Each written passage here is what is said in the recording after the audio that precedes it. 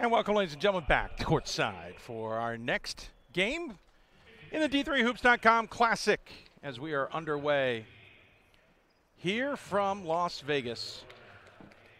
In men's basketball action here on day two, I'm Dave McHugh alongside Ira Thor. We'll get you starting lineups in a minute as we have the Roadrunners of Ramapo, 9-2 overall, be facing off against the Eagles of Husson at 6-3 overall. Husson, we got that record wrong with Husson. They actually dropped their first game of the event. They're at 6-4. Ramapo playing in their first game here of their own event, let's just say it for fun, as they have been here all but 1 year at the D3Hoops.com Classic. Timeshare, they have a suite at one of the hotels. They're pretty well taken care of. Let's take a look at the starting lineups. We'll get you those. And we'll start with the aforementioned Ramapo Roadrunners. They will start number 0, Deshaun Barnes, a senior from Toms River, New Jersey, at guard. Number 4, Jason Battle, the freshman guard from New Jersey City. Rob Lewis, a senior forward from Scotch Plains, New Jersey. Number 15, Jordan Zagadou, the 6'6 junior forward from Newark, New Jersey. And number 24, Rob McWilliams, a junior guard from Blauvelt, New York. And the leading scorer on this team, Barnes, highlighted at 18.6 points per game. Chuck McBreen, the head coach in his 21st season. This program getting to the Final Four last year, but losing a host of seniors after that. So a little bit of a rebuilding team, but doing well here at 9-2. For Husson, the Eagles, again, 6-4 on the season. They will start Cole Thomas, a sophomore forward from Orlando, Florida. Number 13, DJ Bussey, the sophomore guard from Peoria, Arizona. Number 20, Isaiah Hart, the freshman guard from Seattle, Washington. Number 25, Trey Siebert, the freshman center from Tampa, Florida. And number 32, Justin Martin, the senior forward from Winslow, Maine. Leading scorer is DJ Bussey, who we highlight, but he had a rough game yesterday. And Warren Caruso going with his second unit most of the game, including Bussey on the bench, especially in the second half. Caruso is in his 25th season with the Eagles. And once again, joined alongside by Ira Thor as we get ready for this contest here from South Point Arena. My first chance to see Ramapo this year, and you talked about the 5 losses that they had, and you know they struggled. Five player losses. 5 to be senior clear. losses is what I was trying to get across. 5 senior losses from a Final Four team. Maybe a surprising Final Four season, considering how they struggled out here in Vegas last year. They lost 2 games, and one of them badly. They were 0-2 out and another here. one where they gave up a big lead against Central in a game that they should have won. And the Barnes transfer is the big change for this program. With Sean Barnes transferring from Stockton, he was Stockton's best player. It's given Ramapo a fighting chance in the league on a year where it probably should be a rebuilding season. Ramapo's in the dark uniforms with dark numbers, white trim, and lettering. Close to illegal. Yeah, they're on the right-hand side. They lose the opening tip, though. Husson gets that. They're in the home whites with green numbers and gold trim. Should say maroon uniforms for Ramapo, as the first shot from Husson after an initial attempt doesn't even get to the rim. It goes off the backboard and out of bounds for the shot clock violation. And we are underway here with this contest. Yeah, because Sean Barnes is a first-team all-conference caliber player. He's a guy who you expect to be in the Player of the Year conversation. You know, Sam Toney from my school is the reigning conference player of the year. Who is your school, for those who aren't paying attention, sir? From New Jersey City University. There we go. Is the reigning conference player of the year. But Barnes is right up there in that conversation. Nice jumper there in the corner. You know, by McWilliams. Montclair State right now is the team to beat, it looks, in the league in terms of what's happened in the first half of the year. Good block there inside. Yep, and then standing out of bounds and touching it next was Siebert. Siebert threw it off the player, but then touched it first out of bounds. You know, preseason votes in the league, NJC was number 1 by a long shot. They got 9 of 10 first-place votes. Montclair got 1 vote that actually came from the NJCU coach. But TCNJ, Ramapo, Patterson have all done well early on. I think William Patterson probably the biggest surprise in the league right now. Out of bounds on the bad throw. Just a couple of losses in league play. But Ramapo, in what has been by some, a rebuilding year. I think that's fair to say. No, it's rebuilding is looking more like a retooling, it turns out. That's what Coach McBreen does now in his 21st season. Coach McBreen has reinvented the wheel on multiple occasions. Wow, got away with a pushing foul there. Thomas nearly gave up the ball on a bad pass into the corner. Hart, the jumper.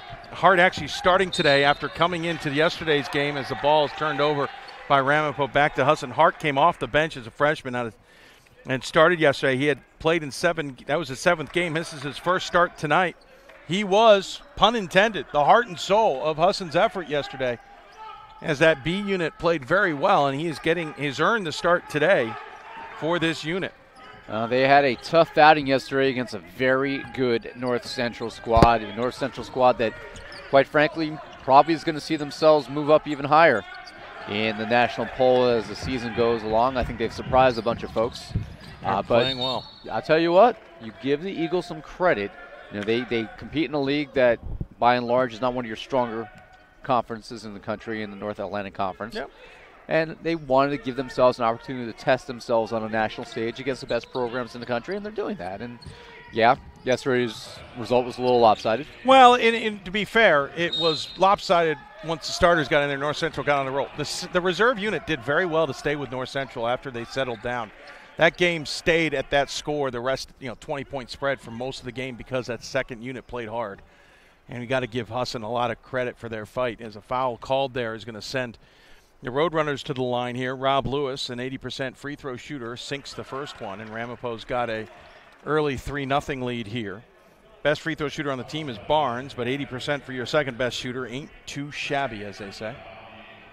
On the year, they have their first victory. We're talking about Husson, their first victory over in-state rival Bates since that's a big win over 2012. That's absolutely a big win. That came back on December 4th, 80-78. So it's been a good start to the year. They have narrow losses to Trinity, St. Joseph, Maine, and WPI, and those teams had a combined 27-7 record on last check. Foul on the rebound is going to go against the Eagles. As we mentioned, for the Eagles, their head coach, Warren Caruso, in his 25th season. As we mentioned in yesterday's broadcast, worth bearing a repeat, he is now a multitasker of the nth degree. He was elected in November to the Bangor City City School Board. Nice little drive in the lane there for Ramapo's McWilliams, who now accounts for the team's 5 points to start this one. So he's now on the school board for the next 3 years. I'm ignoring the other school board member who happens to be sitting near me as I talk about said school board. And it gives me a shameless point to plug out my friend who got voted to the Bangor City Board in the same elections. But Caruso giving back to his community. I've heard somebody else near me doing something with city boards and elections or something. Well, I'm definitely not on the Bangor City board. Bangor, sir. Bangor. Well, they will reach through the microphone and teach you how to speak I haven't Bangor. been in Maine in 15 years, so I definitely have not been elected in Bangor. Nice feet up ahead. No, missed the easy jumper, did Zagadou. Good rebound there. That's why Hart's in this game, though then throws it away. I was and that's waiting until after the foul here, but as you've alluded to, I was elected 2 years ago, or 2017. I was elected to the Howell Township, New Jersey Board of Education, and just completed my first year on the board. I actually just went through some ethics training last week during my time off. Mandatory every year, you got to do it. Hey. Resisting the urge. Hey, buddy. Went through ethics training. I'm just resisting the urge. I'm actually going to be chairing our Community Interaction Committee next year, so be starting in about 2 weeks. Getting into the game for the Roadrunners. I don't know. I thought I saw a sub for the Roadrunners. Apparently, I did not see one. If you have any ideas to save about $10.1 million over the next 7 years, I'm all ears. McWilliams can't control the inbounds pass, turns it over, and then knocks it out of bounds. I got lots of ideas. I just don't know if your constituents would appreciate them. We'll talk about it off air. Yeah, Hart will bring it across the timeline, being harshly guarded by Battle, who will then draw the foul here. Battle, who has the team's highest assists at 2.7 and team's highest steal numbers at 2.5. Barnes will now check out. And Corey Kaiser, who had not played until yesterday for this Eagles squad this season, checks in, the 6'3 sophomore guard out of Orlando, Florida, and immediately gets his pocket picked by Battle. but gets the ball back and a traveling violation as Kaiser was a little unsure of what to do with himself. And Ramapo will get the ball here at midcourt. I read a really interesting article on the plane coming here today in the Bangor Daily News regarding how Husson's kind of put this trip together to come to Las Vegas over the holiday break. And, you know, they're not just a team that's comprised of players from Maine. They have built out a roster now from all over the country. Players from New York and Maryland and Florida and Alabama. Really, Florida, Oklahoma, Arizona, states, Washington, in addition to Maine. So obviously the kids all went home for the break and, you know, for Christmas. And instead of everyone flying back to Maine and then flying all the way back across the country to Las Vegas, what they were able to do, three-pointer on the corner, no good for Thomas, is put together 9 different flights coming out to Vegas, and thankfully for their sake, just one flight, everybody returning back to campus in Maine when this tournament comes to a close. So, well, it's also a hard airport to get in and out of Bangor, so that makes logical sense to be sure. This is a Husson squad that last time came out to the D3Hoops.com Classic spent more time than the D3Hoops.com staff did out here before we arrived and stayed longer than we were here, and they did a lot of sightseeing and educational things, Hoover Dam and the like.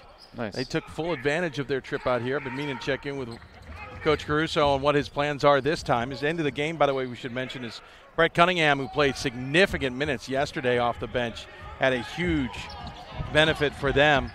I have not been out here long enough to try to explore a little bit, so maybe one of these upcoming years go out and check out the dam and stuff like that. If not, my wife and I are actually talking about, you remember last summer here, I did the Wyoming, Montana, South Dakota upper plains trip? Yes.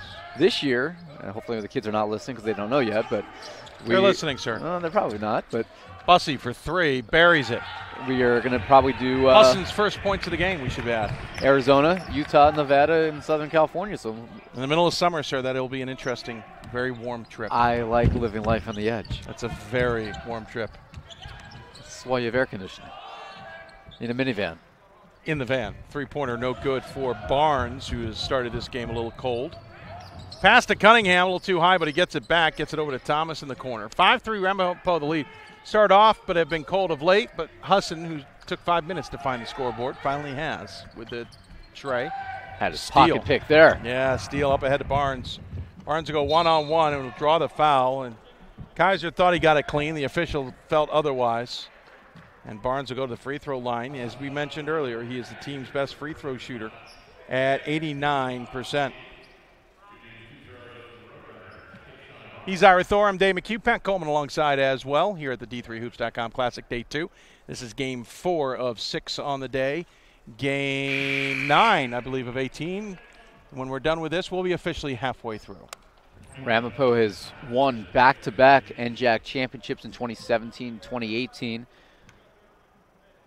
Last year they beat William Patterson, a huge surprise to get to the conference final.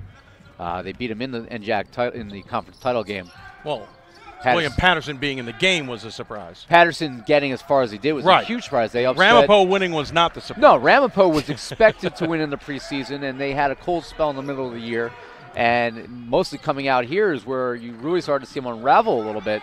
And three-pointer Cunningham will roll through. Wow, used every part of the window and rim. A tie. I apologize. We didn't get enough points to Ramapo earlier. 6-6. No, but Ramapo figured things out once they got to February. William Patterson, they upset NJCU. They upset Montclair State and got to the title game. We're going to go the other way on a legal screen here on Ramapo getting called on Lewis, who was doing everything he could not to keep his feet set. 13.5 to play here. Into the game quickly for Husson. Oh, come on. Everybody's moving at the same time. Justin Thompson into the game, the sophomore out of East Millinocket, Maine. That's why I call that the gateway to the Northern Appalachians. An ad-lib yesterday under my sleep-deprived ways. It did not work, and Bussy hits 3. Husson's got a 3-point lead on Ramapo's only scored 1 point in the last, say, 3 minutes. East Millinocket, Maine. And that's going to go the other way as Ramapo's getting too aggressive in the post. That foul is going to be on Morgan, who literally shoved his way and shoved Cunningham out of his way.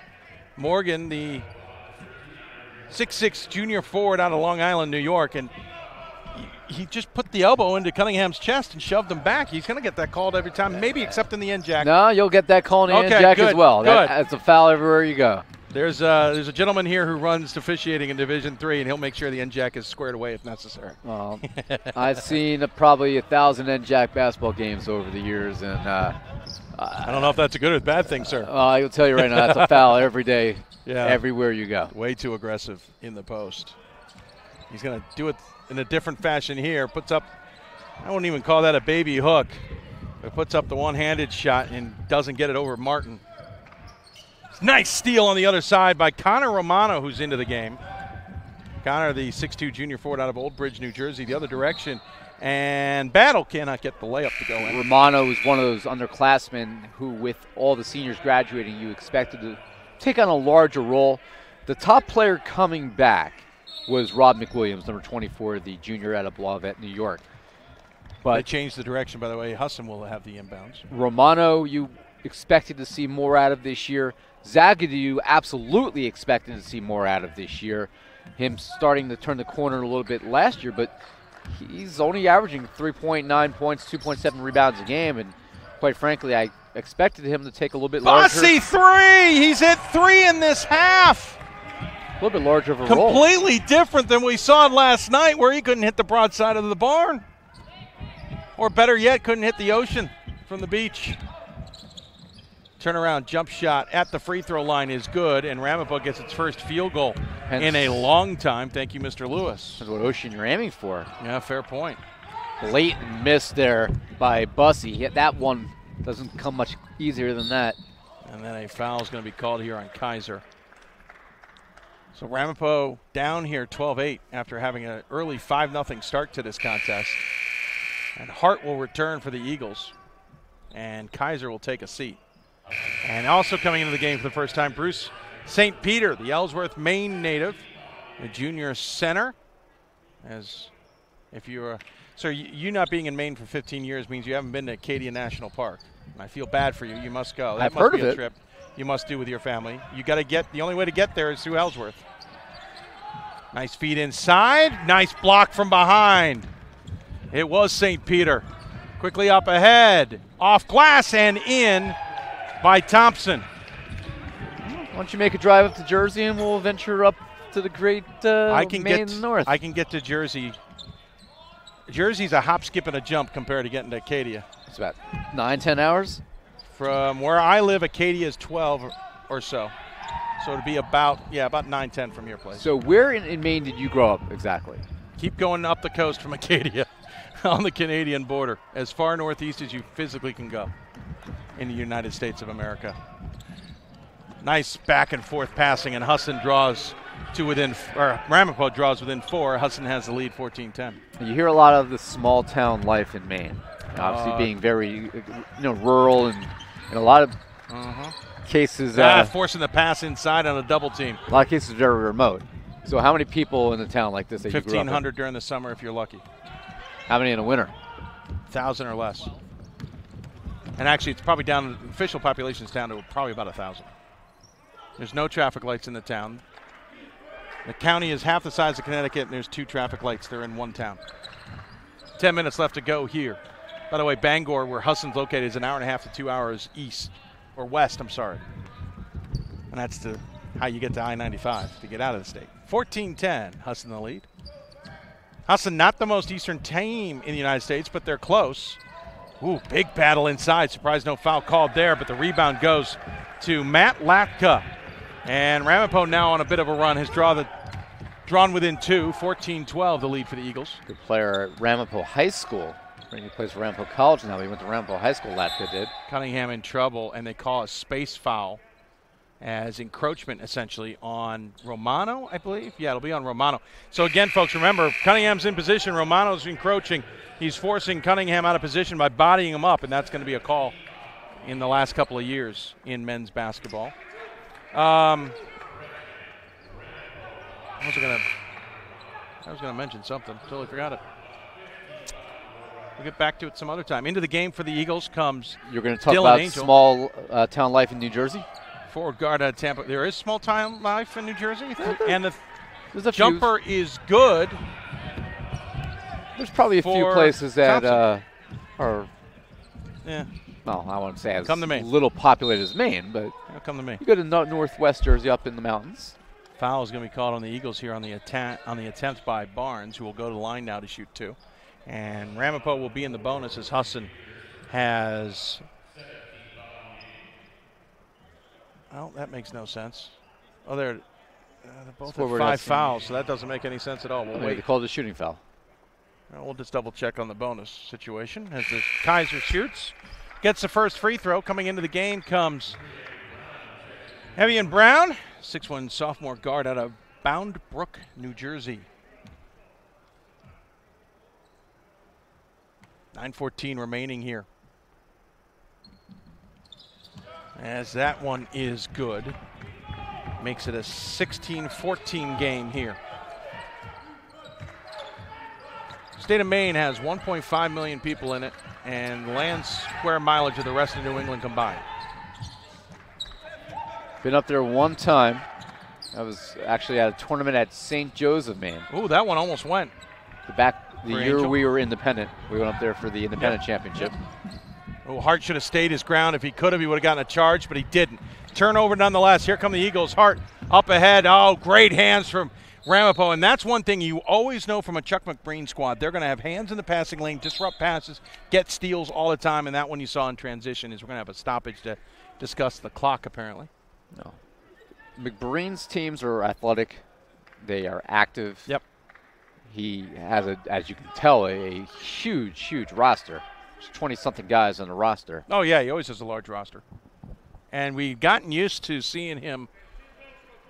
We're double-checking the bonus. I'm quite sure. Well, looks like they're going to have to reset the clocks for some reason, so we're going to get a short break here as they send the teams to their benches. Seems like, yeah, it sounds like they're going to have to reset the panel or something. I'm trying to see how long this break may last. We'll gamble. Take a break. We're going to be back. You're watching the first half of the D3Hoops.com Classic against Ramapo and Husson. It's the Eagles up on the Roadrunners, 16-14. Back with more after this. Receive a non-athletic scholarship upon entering school. I got the presidential scholarship, which was huge for me. I think there's more opportunities for academic scholarships in Division III. I did receive academic scholarships. Just being involved on campus, being a leader, all those things combined kind of get me recognized. It's a great experience for me.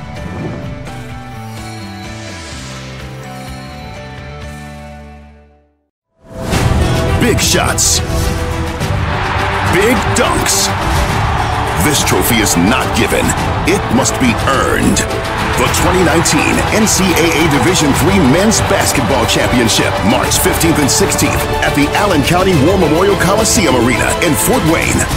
With his third triple. Visit ncaa.com/tickets and secure your seats today.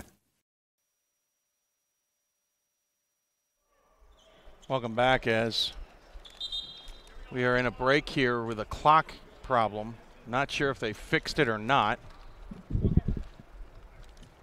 Problem was the clock was on Eastern time zone where Yeah. both these schools are from. 8:39 left. He's Ira Thor. I'm Dave McHugh. Husson's got the 16-14 lead. Glad you joined us. Wherever you're watching us, you might be watching us here at South Point where our illegal screen called on Cole Thomas. You might be watching us in the sport book or in your room or somewhere else. Our audio part of the broadcasting abilities here with South Point. We're glad to assist with that. We also hope you're enjoying us on D3Hoops.com, whether you're watching it on a mobile device, your computer, or maybe you're watching it on a nice big screen at home. We appreciate you tuning in and enjoying things, and I think we have maybe an update from Pat. We haven't tried this mic yet, Pat, so. It just had something to do with team fouls and I think personal fouls. They were resetting a couple of players or something like that. But they ended up with 7 team fouls on the Husson side and 5 on the Ramapo side after it was all done. Oh, that's what happened. They had a bonus up three-pointer hit there for Husson, and it's 19-14. They had the bonus up, but it wasn't matching up on the board. I couldn't figure out what was going on. Now it adds up, and now we can officially put a bonus up under Ramapo as they will be shooting the bonus. Nice play there by Barnes. Again, what an acquisition for him, playing 3 years at Stockton, and he decided to transfer his senior year. And we should point out, Stockton's because lost, Ramapo's gained. We see transfers in other areas. State schools are certainly not unique. The WIAC has it.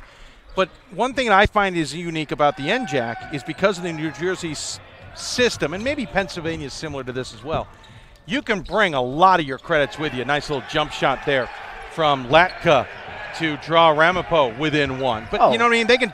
So transferring your senior year isn't a big risk because you're going to bring so many of your credits with you as Husson and me. Well, I'll give you a great example. So, I mean, you have obviously Barnes going from Stockton to Ramapo, both in the specific the New Jersey state system, which is a little bit different than if you transfer from Rutgers. Right. Rutgers system kind versus of has the its other own state system. Right. You may lose some of your credits. Air ball on the shot. But Mirajah Bacon, who played on the women for 3 years at Kane before transferring to NJCU this year, she's got a 3.4 GPA. She's going to graduate on time. She kept every single one of her credits from Kane because we offer very similar programs. Yeah, we should point out, and some states have this. You have the Rutgers state system. Then you have the state system that the NJAC is in. Pennsylvania's actually got a little bit of that too, though most people know about the Penn State system. There's also an alternate system in there, and a couple other areas have that. So, yeah, good point, because if you came from a Rutgers school, big three from Thomas, and apparently he must have heard something from the Ramapo bench because he turned around to say, see that? It was nothing but net. As Husson's got a 6-point lead here on the Roadrunners, and a jumper good for Ramapo. And just to be clear, Ramapo's playing in its first game this season, or this tournament. They've been here before, obviously, but first game here of the weekend where Husson's already played their second. And so Husson's a little more comfortable out there. Is a nice move, but can't get it to fall as Siebert. And we'll go the other direction. Yeah, so for those who are familiar with the NJAC, there are 10 schools in the NJAC. Everybody, with the exception of Rutgers Newark and Rutgers Camden, are basically in the same system. Rutgers Newark and Camden are obviously basically the extensions of the Rutgers system. Missed shot by Barnes, who has started this game cold, for the man who leads the team in scoring, 3-point percentage, and free throw percentage, and the unfortunate category, turnovers at 3.2. Obviously, 3 a high number per average. I'll admit, I think that's the highest of the entire tournament here, and that's going to be an illegal screen. Yeah, that's it looked bad, but Martin was also moving, kind of moved into the screen. Screen guys have got to remember, keep your feet still. And I think he did a combo of feet moving and brought his arms up. Martin's a good player, 9.8 rebounds per game, 13.1 points, nearly a double-double. Yeah. To me, the most impressive number on his resume, 2.3 blocks. He's 6'6". He's not 7'1". Oh, he did not play a lot yesterday. Again, Caruso dealing with a squad whose first unit was anything but stellar, and Barnes barely played yesterday. And a foul inside, and we already saw some changes in the starting lineup as a result. See who this foul is against, but Husson's already tracked up 10 fouls here, putting Ramapo in the double bonus. Next time it's a non-shooting situation. And Latka will go to line here. The Blauvelt New York native has started and played in every single game. Only he and Barnes can say they've done that. Well, I'm sorry, Lewis and Battle did too. Apparently I didn't highlight enough of them. 4 of the guys have played and started every single game this season. He's only, where is he here? Latka's played, he's only his 4th game this season. I apologize. He's 7 of 8 from the free throw line heading into today. Yeah, Battle's a young player. He's somebody who I think is one of those players of the future for Ramapo. Yeah, it will be interesting to see how he develops over the next few years. Hit both, 24-22 for Latka. And that harassing defense from Jason Battle, the freshman. What a difference he's made early in his Roadrunner career. 3-pointer on the way, a little too far for Dylan Angel, the freshman out of Tampa. Angel's had a couple nice touches so far in this game, though. He's contributed for sure. Nice little jumper from Barnes to tie the game at 24. So both teams battling it out here in this one. 4:50 remaining here in the first half. Husson making a return trip after a few years. Ramapo making their 8th trip, or 8th trip in 9 years. What year did they take off? Took off a couple years ago when Sport Tours convinced them to go to Puerto Rico to one of their tournaments there. That lasted all of a year before Chuck McBreen realized there probably were less Broadway shows and entertainment in Puerto Rico than there were in Vegas. Well, for those who don't Three-pointer. know, Yep, that's going to be a Chuck Sutherlove is He a is. huge Yeah. fan of concerts. Absolutely. We talk about it almost every time. Zagadou, by the way, picking up the foul. And Chuck McBreen is not yelling at the officials. He's yelling at his own players about execution. Something that I think people don't appreciate when you watch the video. Now, obviously, you didn't see it there. A lot of people see Chuck McBreen animated in games. I've grown to realize and understand, having seen him so many years, he hardly ever yells at officials. He's usually trying to get his team understand things. He's not going after officials about calls a lot of times when you see him animated. And there's a Nice drive and nice play off the glass by there are a Martin. few coaches in the league who are very similar. Mark Brown for us. Yep, Ryan that's true. Chapman at William Patterson is kind of the same way at times. You just see Chuck so animated, you just kind of assume, well, he must be, upset about a call, and it's not usually. He's upset with his team about execution. Barnes thought about the three. Nice feed inside. Cannot get it to fall.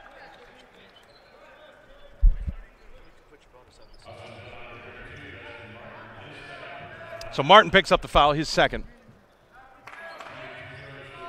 So it'll be 2 shots here for Zagadou, who's 3 for 6 coming into the weekend. In other words, Zagadou, who's played in every game this season, surprisingly doesn't get a lot of calls go in his favor. Yeah, I think he Seems to does he shy off when going after it on offense? To me, from what I've seen of him over the years, I don't want to say he's underachieved, but I feel as if he hasn't exerted himself enough out on the floor with his capabilities. I like that thinking. He hasn't asserted himself. I like the way that's. I We'll I update think the score here. he's- Sorry, folks. It is 26-25. We got a little distracted with other things, and we got the score now updated. I with think 3.5 he has a remaining. lot of ability, and they haven't even seen Barnes. the best of what he could do yet. I agree with you. And you've seen him more than I. Barnes immediately calls it. Yeah, that was me, Coach. I've seen him way too much. I've seen all these guys way too much. Lost them in a conference final on a half-court buzzer beater. You did? Well, I we couldn't did. resist. Bussy to the line here. He's a 76% free throw shooter. Misses the first. Bussy's had a rough weekend. He's got 3 threes so far in this first half, but they've all came in the first 10 minutes. Ooh, I think Barnes got away with an elbow there, and Laka cleans up the boards, and Ramapo's got its first lead of the contest since about 5 minutes in. Oh, nice pump fake. Nice pass! Another good pass, but he's going to get a blocking foul in the meantime, though. I thought maybe Thompson being a little too unselfish there. Well, good job there by St. Peter to avoid him. Yes. And then that prevented any kind of a chance for an offensive foul, and this will allow Thompson to have a chance to go to the line. But Actually, it was Cunningham with the nice feed to Thompson. Thompson to St. Peter, but Thompson draws the blocking foul on the pass. But they both were able to avoid kind of finishing off the play on that side of the rim, agreed. which would have been an obvious offensive foul. 3:05 Sometimes remaining. resisting that urge is all it takes. 27-27, make it 28-27. Thompson had a good game yesterday. He couldn't get anything to fall. He's had a better start on the score sheet in this contest. A lot of these guys, as they're going to the rim nowadays, they kind of lose that control. They stop thinking about They the think play. about the highlight. And what happens? Easy offensive call. It's Yeah. a simple whistle for the officials. But you saw the Husson guys there, certainly 2 or 3 of them on that same play, thinking out there. I like to see that. Johns Hopkins has made it their way into the building. They'll be coming up next as Barnes goes to the free throw line here. Another team I should have traveled with to get here to Vegas. Hopkins? Yep. They got here with no problems. Tie ball game again, 28-28. So tell us about your problems, Dave. No, we're not getting. The audience does not want to hear about the 20-hour ordeal. We could have therapy right here in the air. There isn't enough therapy, sir. I just missed out on the frequent flyer miles. How come you got delayed so much? Because I had no problem flying out at 5 a.m. Was it weather? Yeah. Do you see that storm system went through Texas? Yeah, but Couldn't get a Maryland and Texas aren't connected unless the I planes got delayed are. in Indianapolis, sir. They couldn't get a plane in Indianapolis. It was due out of Dallas Love Field. Couldn't even get it to Dallas Love Field. So you flew from Baltimore to Indy, and it's supposed to be Baltimore to Indy to Vegas, right? Yes. I went Baltimore to Indy, spent 10 hours, then went to Detroit to Vegas. And you still got out here in time to call the first game. I did not call the first game. Pat Coleman did it with a cell phone. Cell phone stream while I set up the stream. Oh, I missed And we would have this been on story. at halftime with this, But then we had a technical glitch with the software as a foul was called, by the way, while we were talking. And I apologize. Lacko will go in line here. 29-28 lead. And we would have gone up at halftime, but we had a glitch with the software. We had to back up the software to an older version of the file to make it work. This will certainly be on the I D3 could have Hoops maybe 30 for 30. Yes. I could have probably made it for the first game, but Pat graciously took the pressure off of me. Yeah. Well, I did, by the way, which was good. Yeah, after 20 hours, McHugh needs a shower. No, I made an executive decision in the room when I am not going down without taking a shower. That's a good call. 29-28 here. I wanted to shave, but that seemed greedy. Well, nobody can see you. All right, exactly. So I shaved today instead. 2:20 left to go here in the first half between Bangor's Husson and Mawa's Ramapo. And a nice three-pointer in the corner by Barnes, who is the best shooter from deep for this Roadrunners squad, and it's a 32-28 lead. Ramapo hasn't led this big since the opening minutes when they got a 5-0 lead. Not a huge three-point percentage. Oh, nice feed inside, and that foul will be called as Cunningham got clobbered. The Oklahoma native, though, converts. I'd love to know how he got from Hara, Oklahoma to Bangor, Maine. I know how physically he may have gotten there, but how did he make that decision? He picked one coast over the other. Yeah, I guess. We wanted to avoid the earthquakes, I'm sure. And that one missed, but goes out of bounds to stay with Husson. Talk about a completely different type of life. You know, Oklahoma, you think of the plains. Yeah. You think of, obviously, the storms that they have out there, and you go to Maine, and you're talking about tough winters. Tough winters, no earthquakes. Grizzly bears. And well, luckily in Bangor, they don't have a lot of bears. If they do, there's a major problem. Bussy in trouble. Nicely gets out of it. Nice passing up. Thomas all the way in. Cannot get it to fall. That's what he struggled with yesterday. I'm kidding about the Grizzlies. But, no, obviously, I hear you. when you hear Maine, you're thinking of bears and moose. It's rural. It's moose and bears, and they're not. Warren Caruso can't believe the call here. Buddy of mine, Jason Fine, who was the athletic director at Bates, who was former SID in New York, and then the AD at Drew, went up to take the Bates job, and the two things that he had to get used to is how cold it is in the winter. Mm-hmm. Especially where he is. And then giant moose.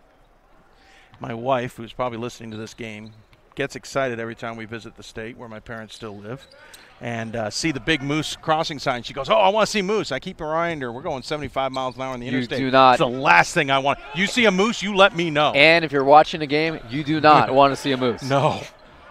She has now met moose when we went to, that's going to be a backcourt violation. I never understood why you would let the ball go all the way down to the baseline, because now you give them a chance underneath their own basket. Why wouldn't you stop that ball as far up the court as you possibly can? Anyway, she has seen moose from up close when we went to Anchorage. We have luckily not seen a moose when we've been in Maine going 75 miles an hour.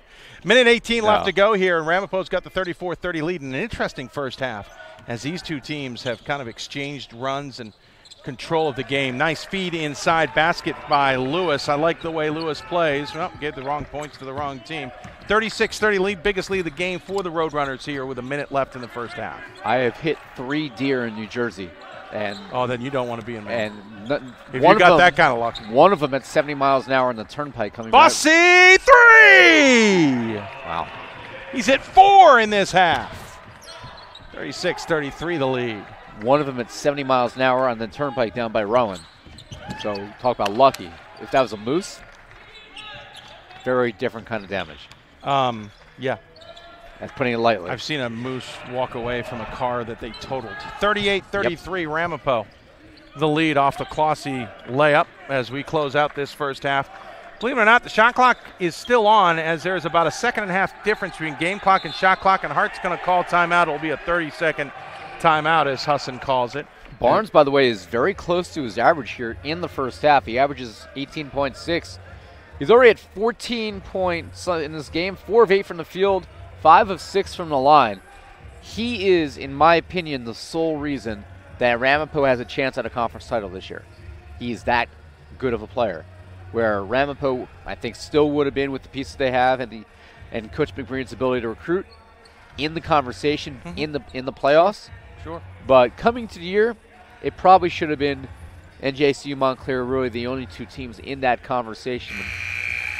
William Patterson may or may not be overachieving right now, but they're in the picture. But Ramapo, with the addition of Husson Barnes, one player can make a difference. And they're 9-2 right now, and quite frankly, I could see them getting to March again if they keep playing this way. 38-33 as we close out the half here. Husson's going to get a shot at it. Again, game clock and shot clock, about a 1.5 difference between the two. Won't go into the ball. Bad pass stolen by Ramapo. Chance to extend the lead before the half. Driving up, and Lewis converts. And then a steal. Can it be two? Does not get it to lay in. Does McWilliams, who had the steal initially. Ramapo, though, with a 40-33 lead here at the half. That's an interesting way to play it out, to say the least. What an aggressive final seconds there. Heads-up basketball by Ramapo, taking advantage of the turnover and then nearly turning another turnover into a dagger at the end of the half. So Ramapo started strong, faded. Husson roared back, controlled about, let's say, the middle 10. Ramapo woke up in the last 5 and have a 40-33 lead here at halftime. Again, Husson playing their second and final game of the D3Hoops.com Classic, while Ramapo is playing their first of 2 games here at the event. They'll take on their second game tomorrow. We'll take a break. When we come back, we'll get you stats and thoughts here of the half and then get you ready for the second half. You're watching the 9th annual D3Hoops.com Classic. It's New Jersey, represented by Ramapo, versus Maine, represented by Husson. It's on kind of your broadcast team as well. We'll be back after this.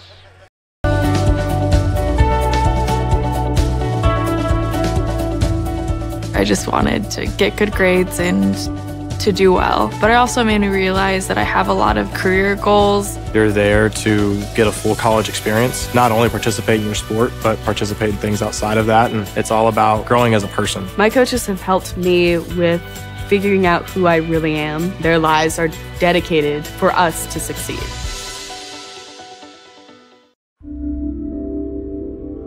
This is why we love sports. It's in the way they play, free from the pressures and all the money talk. Playing for simply the love of the game, where everyone has a shot at their definition of success on and off the field. This is what we love about sports, and what we can still love about college sports.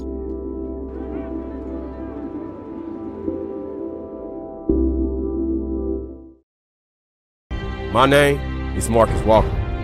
I was All-State, won a state championship, a high school All-American, and played college and pro ball.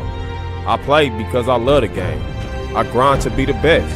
I sweat because I put in work. I'm strong because I believe. When I want to bring it before game time, I come to the house that college basketball built, the CBE. No matter your skill, take it to another level. Elevate your game right here at the College Basketball Experience at Sprint Center. Big shots. Teamwork. This trophy is not given. It must be earned. The 2019 NCAA Division III Women's Basketball Championship, March 15th and 16th at the Krager Center in Salem. Bounces right back with a triple. Great job here. And that'll do it! Visit ncaa.com/tickets and get your tickets today.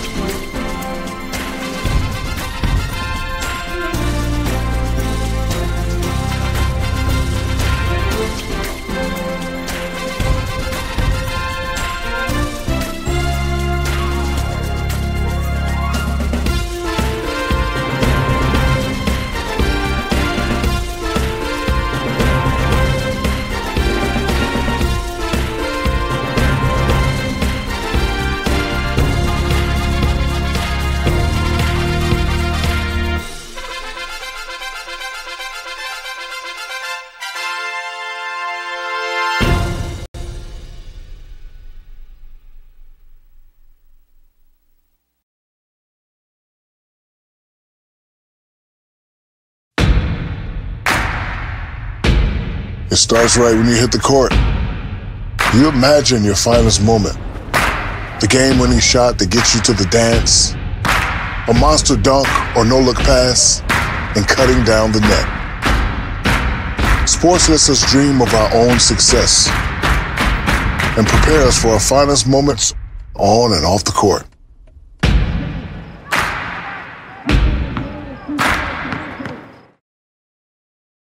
It's on us to stop sexual assault. In any way that we can. To get a friend home safe. To never blame the victim. It's on us. To stand up. To make our community safe for all. It's on us. It's on us to look out for each other at parties. It's on us. To be more than just a bystander. To step up and say something. It's on us, all of us. To stop sexual assault. Learn how and take the pledge at itsonus.org.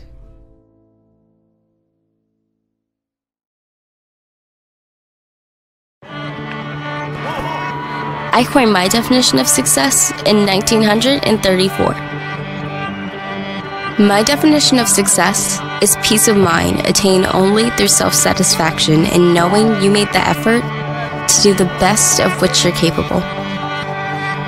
It's like reputation and character. Reputation is what others perceive you to be. Character is what you are.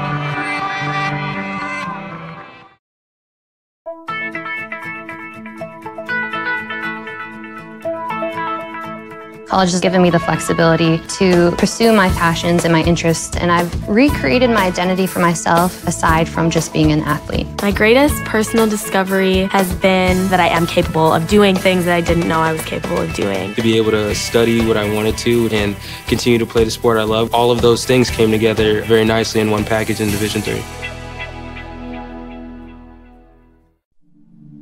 I used to never really talk. Ever. I was afraid if I said something wrong, everyone would laugh at me. But then I started to play golf with Special Olympics. It helped me to find my voice. And now everyone else is speechless. Big shots. Big dunks. This trophy is not given. It must be earned. The 2019 NCAA Division III Men's Basketball Championship, March 15th and 16th at the Allen County War Memorial Coliseum Arena in Fort Wayne. With his third triple. Visit ncaa.com/tickets and secure your seats today. Great moments are born from great opportunity. That's what you have here tonight. That's what you've earned here tonight. This is your time. Now go out there and take it.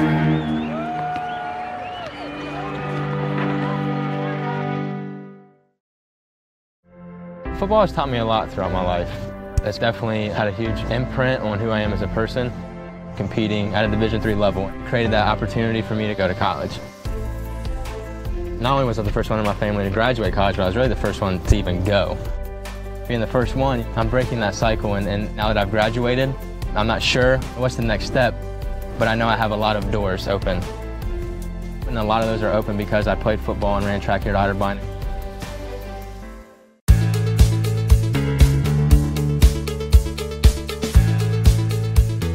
Being a part of the different activities and organizations that I've been a part of, I'm actually able to see myself where I'm like, hey, I actually can make a change. I'm one person that can make a difference. Division III has helped me to develop teamwork skills, critical thinking skills, time management skills. It's not just about basketball, or it's not just about school. It's about developing yourself as a person altogether.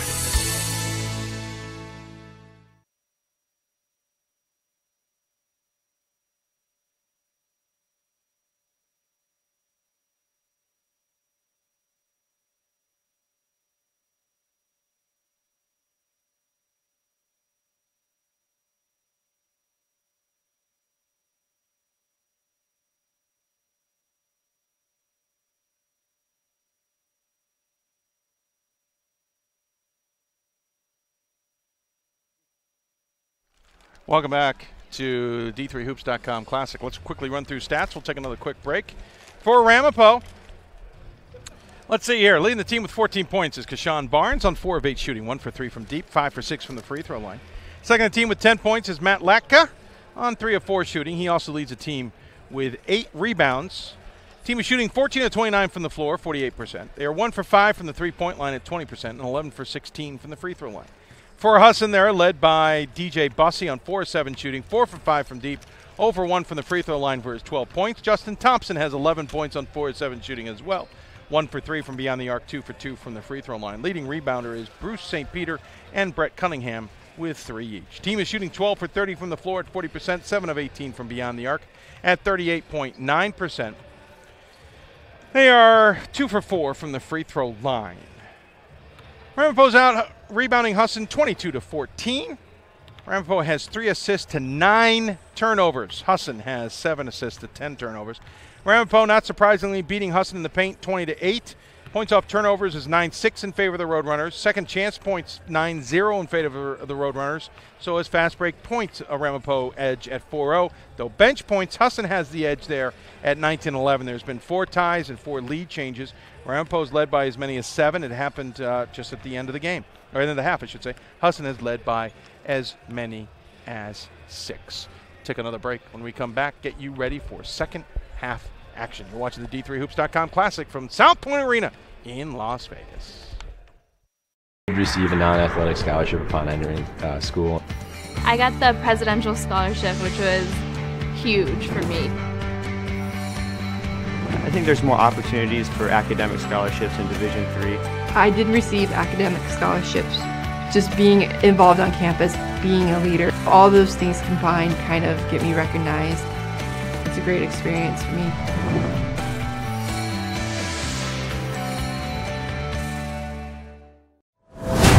Big shots. Big dunks. This trophy is not given. It must be earned.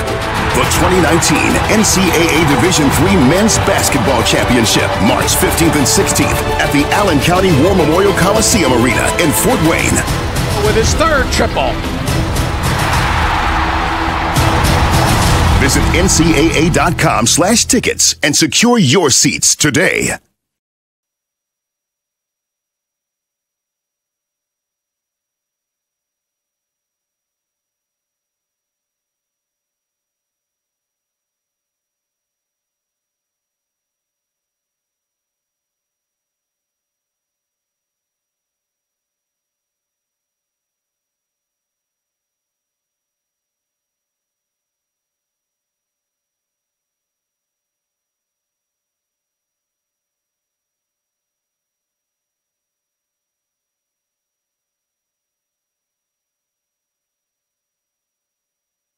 Welcome back as we get ready for second half action between the Eagles of Husson and the Roadrunners of Ramapo in a non-conference game, as these all are here at the D3Hoops.com Classic. I'm Dave McHugh. Ira Thor will join me again here momentarily. Hope you're enjoying this one with us. Appreciate you taking the time out of your holiday week to enjoy it with us. Husson and Ramapo have exchanged the lead quite a bit so far in this contest. And we're looking forward to second half action between these two teams. Of course, Ramapo making their 8th trip in 9 years. Husson making their 2nd trip to this event. Should point out, Chuck McBreen's squad, he's in his 21st season. He's 377 and 181 with a 67.6 winning percentage. He's a Towson State graduate. His assistants are Rasheen Gardson, a Ramapo graduate of 03. Pat Gabriel has been his right-hand man for 7 seasons. Of course, he was there from 03 to 05, then left to coach local high school, then came back in 2014 and is still there. Trevor Williams from Iona is in his 5th season, and Steven Shepard from Fairmont State, graduate in his 3rd season. And for Warren Caruso in his 25th season, he's 478 and 215. 690 winning percentage. He's got a whole host of assistants. We'll get to them here in a moment as we are back underway here. And it is Ramapo with possession. They're wearing the maroon uniforms with, I'm going to call them black or maroon numbers and barely a white outline there. Definitely forced that pass there. Yeah, you think? After a great steal to nearly get another extra basket for Rob McWilliams. He starts the second half throwing the ball away. So the turnovers are now even. Husson, in the meantime, is in the white uniforms with green numbers and trim, along with a little bit of a gold, yellowish, or gold really, outline to it. And the forced shot there from Cole Thomas does not fall. And we'll keep it here on a foul from Husson. No, it went out of bounds. I apologize. Quick substitution here. And coming in is Andre Morgan for Ramapo. And they remove Matt Lacka, who started this half despite the fact he played well, but despite all of that, he's out. 38 seconds into the half. Chuck McBreen not afraid to pull the trigger when and if necessary. Bussey harassed on the double team, finds a man open, not the intended target, but the pass outside results in a three-pointer for Thomas. The pass was intended for Siebert. It was intercepted by Martin, but then he makes a beautiful pass to Thomas for the three-pointer. In the meantime, Ramapo misses their first shot. Go the other way. Bussey misses the free three-pointer. He's now 4 for 6 for deep. Ball goes out of bounds, and they're going to say it went off of Martin, though Martin I thought he had that swatted out of his hand right there. I thought he had a case there for an argument. Thomas, 52% free throw shooter coming in. Yeah. That's a big-time number right there. Yeah. You're talking about Barnes leading Ramapo at 37.5%. Wait, what? For what number? Oh, 3-point. I thought you said free. I apologize. 3-point percentage. Oh, yeah, no, sick number. That's a huge number right there. And we're talking about my game sheets I put together, and one of the tricks I say is any time they've taken less than 20 shots, I don't put the percentage on there, put the hard number. So he's taken a significant amount of shots for that 52% too. So that, that immediately pops off the page right there. Absolutely. And he's demonstrating here. He's knocking down the shots. And agreed. The last one, he's 20, 23 feet away. Yeah, about right. Turnover. Say hello to Kate Levin, the Ramapo Sports Kate. Information Director, watching this game. Kate has been helpful getting us ready for this event. One of the biggest tricks for Ramapo is whether they've had any additions or subtractions at the mid-range. But Chuck McBreen's been good the last 3 years. He has not. We appreciate that from him. Feet inside, cannot get it to fall for, who was it? Oh, it was Morgan who's into the game, the 6'6 junior forward out of Long Island, New York. I've already had to make some of those changes on my own roster. Yeah, it happens. It's not uncommon, especially in the NJAC where you have so much ability to transfer. That three-pointer goes up and over the backboard, so it will not count. I even had a situation last year where I had a player play against us on Saturday and was on our team the following Wednesday. So.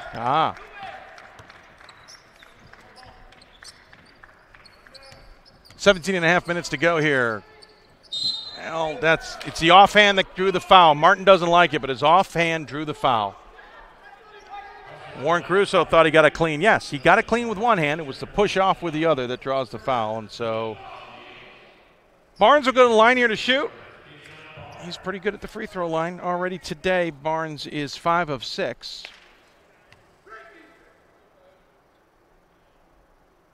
Swish. First point of the half for Ramapo.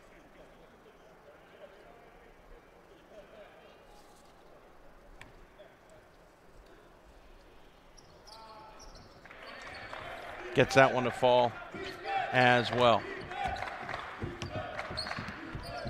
42-36, 17-20 left to go here. Good game between Husson and Ramapo. Nice feed. Good block. Yeah, great block on the Siebert attempt. Warren Caruso thought there was a foul. Thought that one was clean on a change. And off glass, Barnes gets that to fall. And then a whistle on the rebound, or there's a stoppage for some reason. And there was some question at the scorer's table, I believe.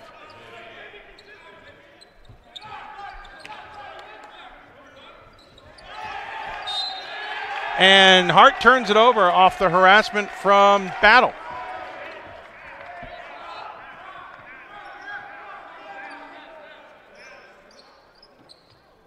Yeah, I was going to say, how many buses did Chuck McBreen, you think, bring for that roster? To fit this roster? Yeah.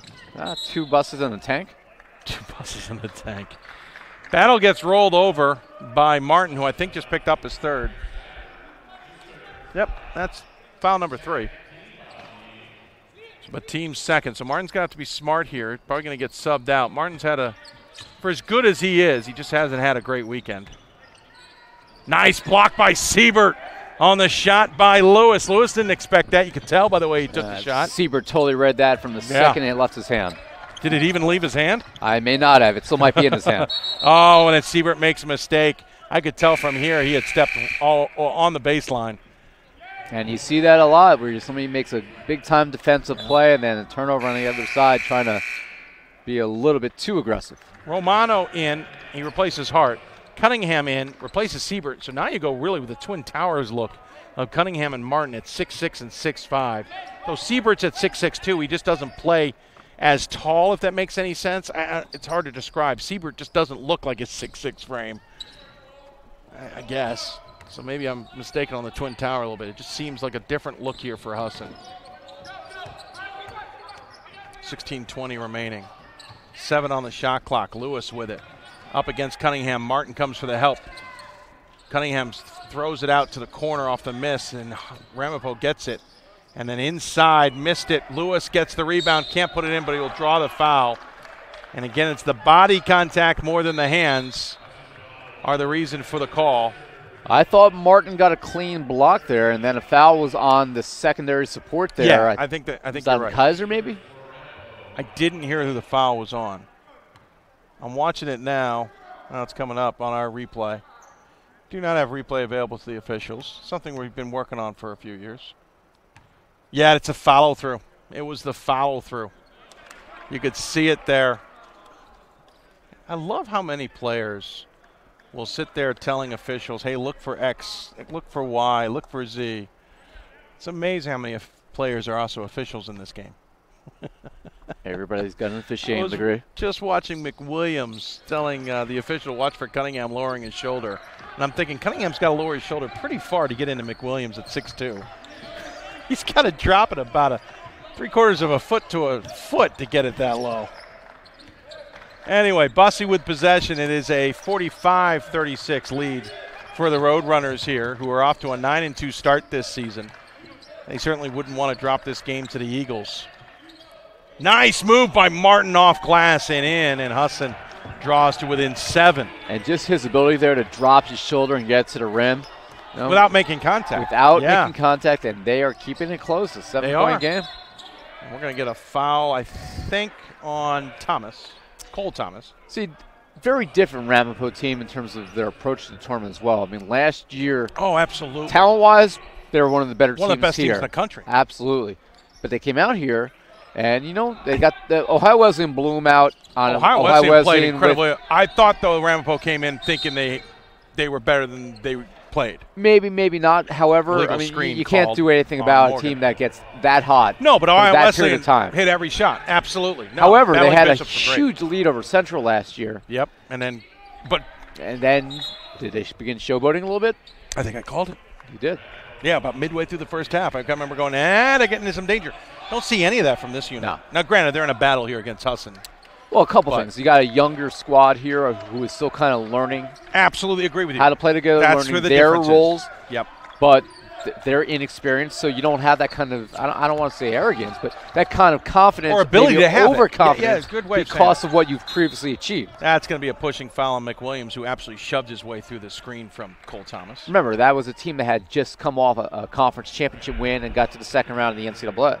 Right. Absolutely. So, very different team. And probably would have gotten further, by the way, that year had Bonnicum not got hurt as a result of the pile-up from the half-court shot. Yeah, possibly. But that was also the knock on the NJAC for many years. Until we only had 2 teams get past the second round this century. Maybe it was 2 teams 3 times, maybe? I'm actually, to be honest, starting to lose track of it. Ramapo broke the mold, which was nice to see. We got to the Sweet 16 in 2016, and we haven't gotten out of the first round since then. In 2004, we got to the Sweet 16 and haven't got out since then. So, we're Stockton was the only one who had gotten to the final weekend. Nice 3 in the corner by Cunningham, and it's 45-41 suddenly as Husson's on its run. Stockton got to the championship weekend twice, but you hadn't even had a lot of teams get. But you hadn't seen anybody even win the second round or win the first round, for that matter. Ramapo had a great team back in, was it 2013? Yeah, it was 2013. And granted, they had to move their game. Traveling violation, good call. And to move their game. The gambling law. The gambling laws, which is now legal anyway. Well, yeah. I was going to say the court changed something on that rule about a week or two later. Anyway, Ramapo had a great team that year and couldn't get out of that round. Cunningham will drive in. He's got a lane, got an opportunity. Not sure what he wanted to do there. He got under the backboard and coughed it up. He started going up. Realized he had overcommitted at that point. His only option was either let the ball go and clear turnover, try to throw it off. Tried to get it to Martin, and he just, there's just with your hands under the ball. There's very limited ability. I think he was trying to throw it off the ankle of Zagadou, who actually just came out of the game.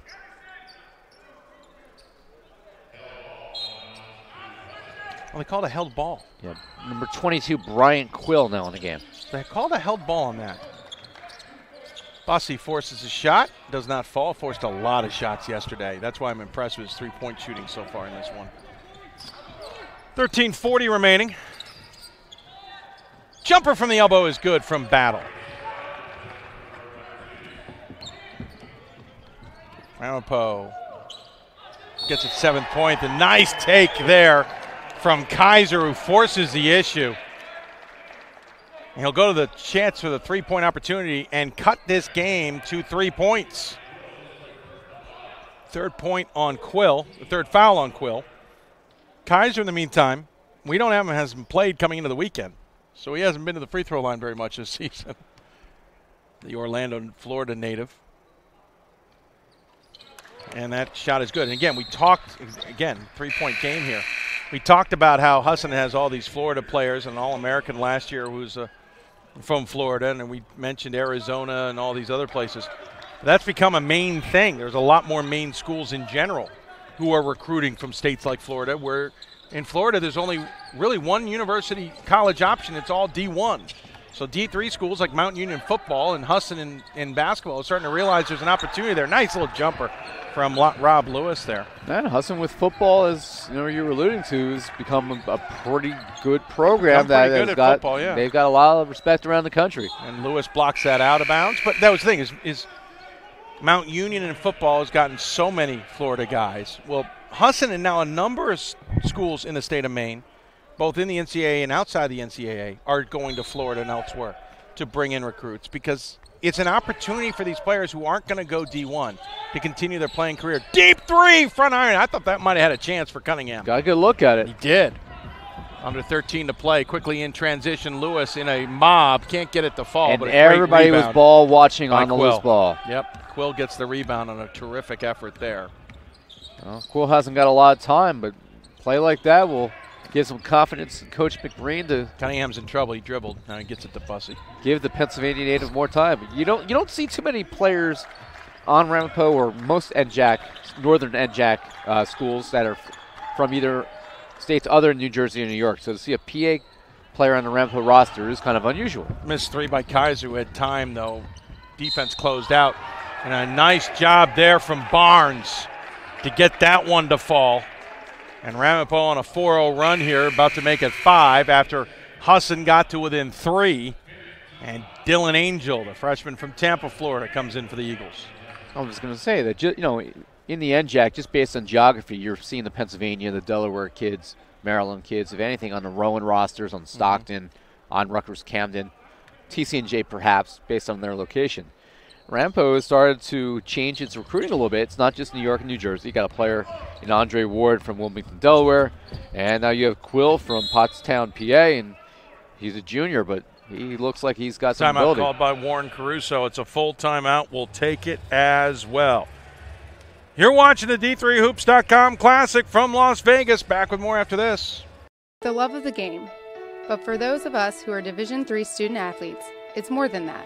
A lot more. Sure, the game is important, but as we work so hard to build both mind and body, it's more about team. That is why NCAA Division III teamed up with Special Olympics, and in giving the gift of sport to those for whom it seemed an impossible dream, we are working to make this a better world. Help us keep that dream alive. You can make a difference. Division III allows you to give yourself to other things. Having that free time allows me to pursue the things that I want to pursue.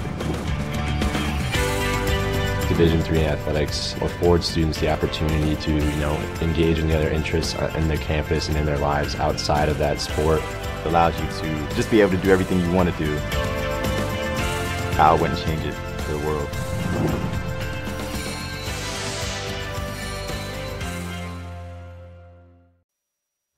Welcome back as we are at the D3Hoops.com Classic in Las Vegas, about to wrap up the midway point. This is game 9 of 18 of the entire event. It is game 4 of 6 on the day. I'm Dave McHugh alongside Ira Thor. I hope you're enjoying this one back on the East Coast where it is 8-12 between Husson and Ramapo in an East Coast battle on the West Coast. I'm glad we didn't start today broadcasting a game outside. No, it's a little chilly out there. By the way, I was told on the way here there is a great ski resort about an hour's drive from Vegas. 100-foot trees and everything. And I saw the snow up in the mountains. It's beautiful. Want to go find out? And they're going to call a pushing foul inside on Bruce St. Peter. Shot, if it had fallen, would not have counted. Does not matter. By the way, we should mention this upset in the top 25 today. Wilmington upset Wabash 83-80. The Little Giants suffer their first loss of the season. Wilmington is actually having a pretty decent season themselves. So top 25. We'll have a top 25 caliber teams in action later. Both Platteville and Hopkins have been in the top 25. That's the game coming up next. Hopkins I continue to vote for. I don't know if everybody is at this point. I'm not. I took a step back from them. I want to see them settle themselves down, and I figured I got this weekend to see them too. Well, you will see them in person. Maybe I'll change my mind as well, but I didn't I pull still them think out. they're good. There's just so many darn good teams. As we get a foul call, by the way, and Barnes once again goes back to the free throw line here. I'm going to look at my preseason poll here while we have a moment. I had Hopkins and Platteville in my preseason ballot.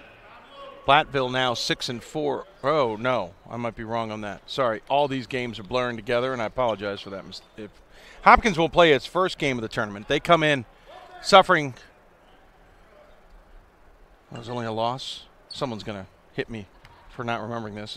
The trip definitely sleep surprised me a wee bit. Barnes hits the first free throw. Dave and I both have been voters for more than a decade. You still publish yours. I think some of the time I finally got it published right before the holiday break. I did a couple times. I put it on my one of my blogs a few times, and I decided to discontinue it. Got some heat from your neighbors, maybe, sir? It was a little unnecessary heat. I understand what that heat is. I had a little pushing off by both guys, and they're going to call Romano for it first. It's interesting here. Looking at my poll now, when the preseason poll started, I had Platteville 14. Yeah. I had Hopkins 15. Yeah, I had them about the same areas. And they are playing today. Yep. But Platteville has had a rougher get at it this season. Their game yesterday, they only won because they hit shots in spurts, not because they played a good game. They really just didn't play a good game. There's a missed shot there from Angel. Angel struggled from outside this season, 2 of 13 coming into the weekend from deep, and he hasn't improved it today. Here if they hurry. If they hurry, and they almost cost Kaiser, can't do anything with it, but he gets it inside to Thomas, who's able to get that one to fall, and Husson stays it close. Yeah, Husson staying close. Three-pointer on the way. That's not going to make it. Well short. Picked up by Justin Thompson. We got 2 Thompsons on this team. It's hard to keep track. He's hit from behind and blocked from behind, but he'll go to the line nonetheless. Does Justin Thompson, who's the best free throw shooter for this Eagles squad at 89.5%. Just looking at my ballot here because I keep track each week. After they took the couple early losses, I think a lot of people dropped them either out of the poll or pretty low. I knocked them down from. Who's them? First free throw made. Reverting back to what we were talking about, Johns Hopkins. I have had Hopkins down to 21, as low as 22. I still have him at 21 right now at 8-2. I think it's fair. I still think that they are a team that can make a deep run in the NCAA tournament. They're going to have an interesting battle in the Centennial this year. Nice drive, but Barnes has made I think Barnes has a camp location. He's got maybe his drink set up and everything at the free throw line tonight. He has been there a ton. I don't know what his free throws are at this point as I've lost track, but he has made a living there tonight.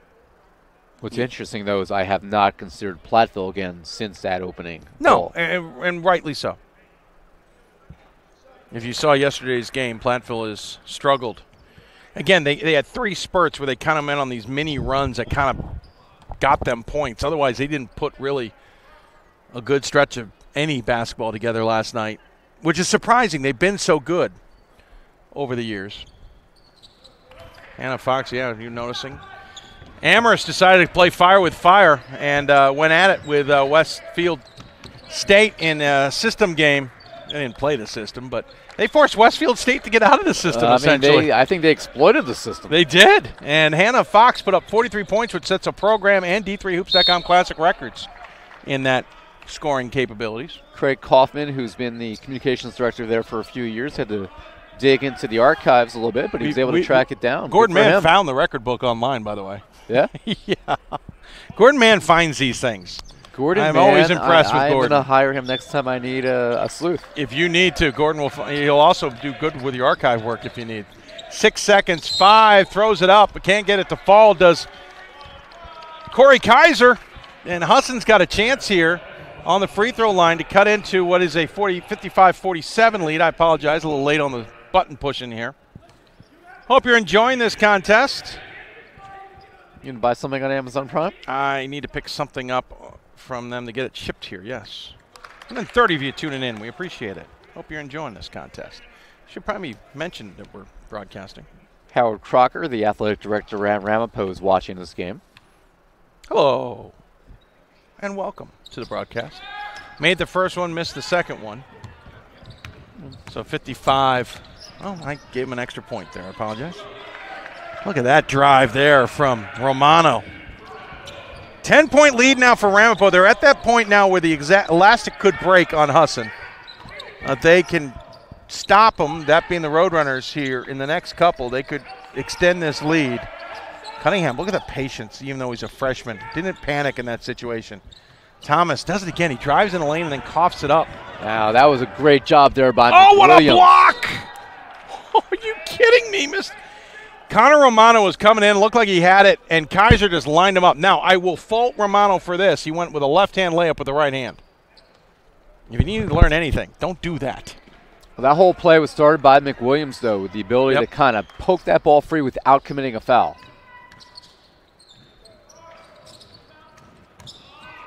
McWilliams, the rebound and the basket. All of a sudden, Ramapo's got its biggest lead of the game at 12. And McWilliams doing a good job of getting the loose ball and then elevating so he could avoid being blocked. Danger time here for the Eagles. Still plenty of time on the clock, but they find themselves down 12. And they're having some trouble here against Ramapo, starting to feel greedy on defense. And that's going to be a player control foul on Kaiser. Plowed over his man, trying to get to Cunningham on a wide open three, and Warren Caruso starts looking to his bench to find answers. Yesterday, his reserve unit found him answers. Today, it is not. Bussey into the game along with Cole Thomas. Good thing he's subbing out Justin Thomas so we can just have one, or Justin Thompson, so we can only have one Tom type name on the floor. So Martin's out there with Cunningham, Bussey, Hart, and Cole Thomas. Romano's got the ball here. He'll hand it off to Barnes. Feed, interestingly enough, went to Quill. Quill couldn't get it to fall 3 times, but he'll go to the line here. Also out there with Lewis and McWilliams. Something of note, remember earlier today during the Amherst game, we were trying to figure out when the last time somebody scored 70-something points against Amherst was? Mm-hmm. Oh, they figured it out for us. 2012 national third-place game against St. Thomas. I remember that game. I just can't believe it was 87 points. Surprised there hasn't been any games in between.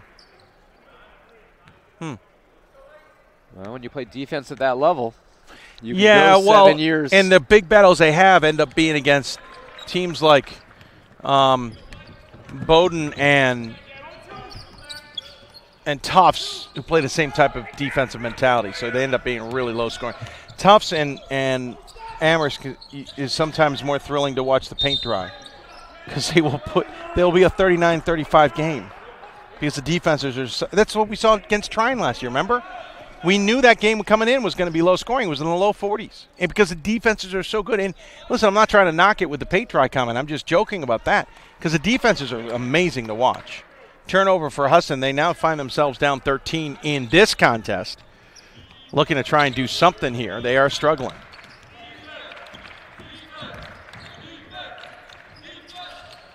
Drive, missed the basket. Lewis, the rebound, put back is good. And a foul.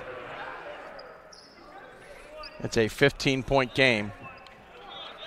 And we got a 1-on-1. Actually, I completely lost track of the bonuses here.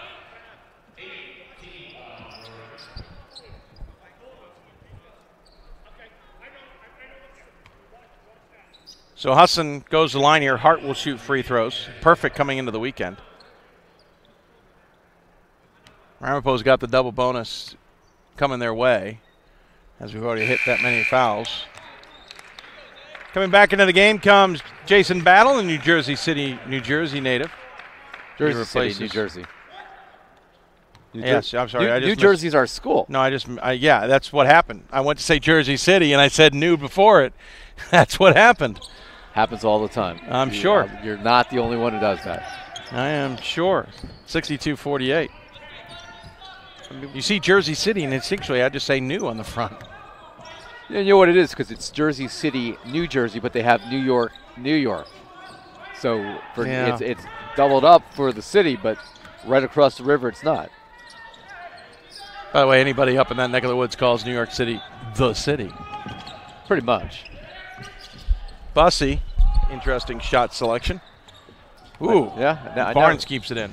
That's what we were having issues with Barnes yesterday. He couldn't get anything to fall with those shots. His outside shooting has helped him here. Great feed from Barnes to Quill in this game. As we said, the elastic was about to break. I think it broke.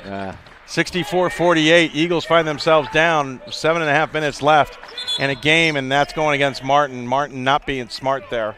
Husson came here to challenge themselves, and they certainly have, but they've run into two programs in the last couple days with far more experience. Martin fouls out with 5 fouls, though they don't realize it. There's a mistake here. Cunningham just subbed out. Martin's on the floor with 5 fouls. The official thought Cunningham leaving was the 5th foul. Martin, by the way, Warren Crusoe can't believe it, but Martin just kept moving, kept pushing the guy. It's a foul. 7:10 remaining. I believe, am I correct that Barnes picked up the foul? Do we have live stats up? Pull it up. Let's take a look.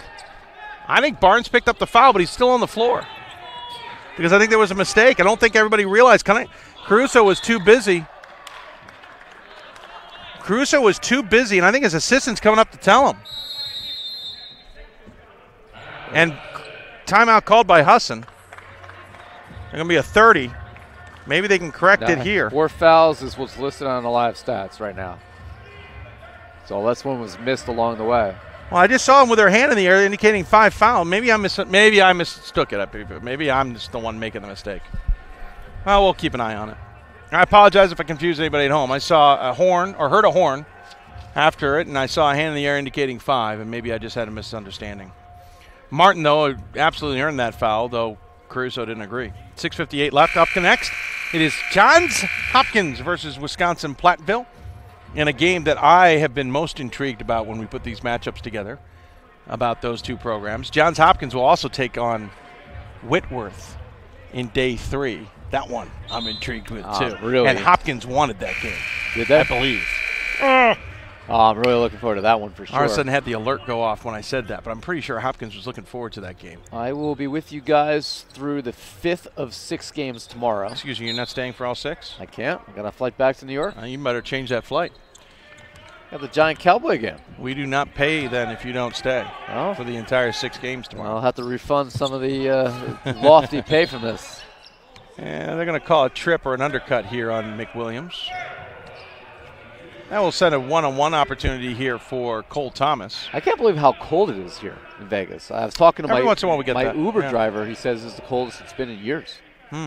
He said this is about as cold as it will get. Interesting. Yeah, temperatures in the low 40s. It was 40 when I got off the plane. Yeah, temperatures in the in the mid 30s or high 30s. That's what we've been dealing with in Mid-Atlantic for so long. I just kind of went, yeah, whatever. It was warmer in Philadelphia when I got on the flight at 4:30 a.m. than it was in Vegas when I landed. It's that brotherly love. So keeps it warm. 6:30 left to go here. Are we talking about the same city? I know. 6:25 remaining. Shot clock down to 7. Good block. Yeah, great block. Now they're going to call Martin for it. Well, That'll be 5 for sure. One official saw a block, one saw a foul, and one official overrode the other. They didn't call Martin? One disadvantage is I'll see what pops up. We don't have the fouls put up on the board here. So as a result, we don't get confirmation, and it's hard to hear the PA when you're wearing earmuffs to hear our own broadcast. I'm sorry, you were saying? Mm-hmm.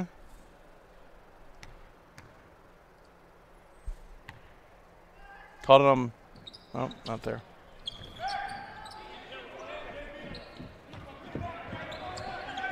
That's not up.